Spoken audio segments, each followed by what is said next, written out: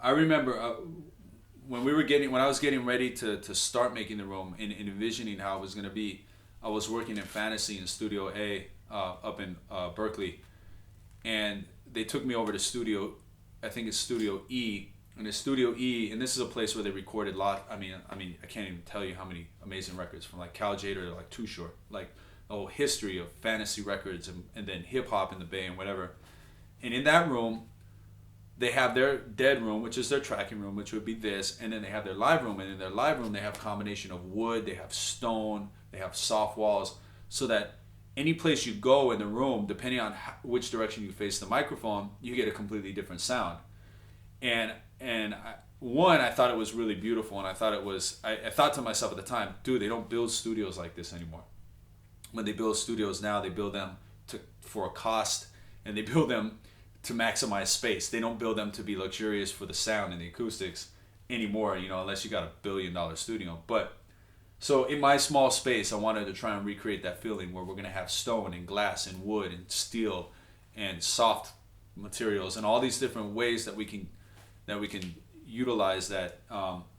So I took a lot of inspiration from that, and then setting it up in a way that's thinking ahead. God, dude, there's so much. I can't express how it's not just building a room, which is why I had to build it. Like I couldn't afford to hire a contractor to come in and build this for me. But if I did, there's no way that a contractor would come in here and do it in a way, unless they build professional studios. You don't just build the walls and put plugs in it and drywall on it and you're done. Every one of these plugs is a separate home run back to the sub panel. The sub panel, all of the plugs are on separate phases. All of the breakers are on separate phases. There's an isolated ground bus bar. The ground bus bar is isolated from cold water from the rest of the house. That ground goes down to a 10-foot ground rod, which is right over there in the garage, that goes down into the earth, so that every plug in the studio has an isolated ground from the house and from everything else on a 10-foot rod. And there's no jumps. There's no Romex jumps from plug to plug, so there's no ground loops that are going to be made. Each plug has a home run back to the sub panel. So these sort of things are things that cost 10 times more than building it the way you normally would, where you just take a Romex and go plug to plug to plug.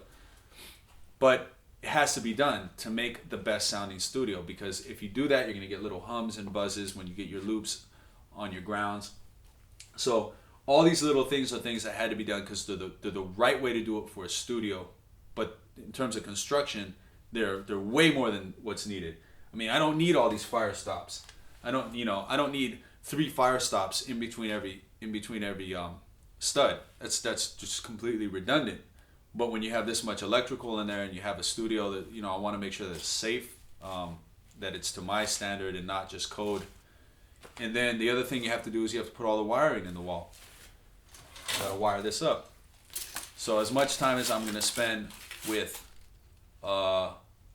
wood, as much time as I spend with cement, as much time as I spend with Romex, I'm also gonna spend time with the soldering gun, and I'm gonna spend time with Mogami.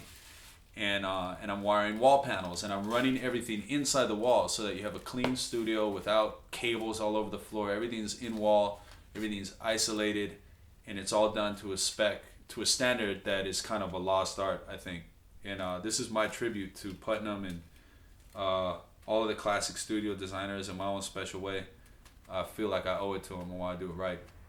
So, plus we're gonna have tape machines in here, which is awesome.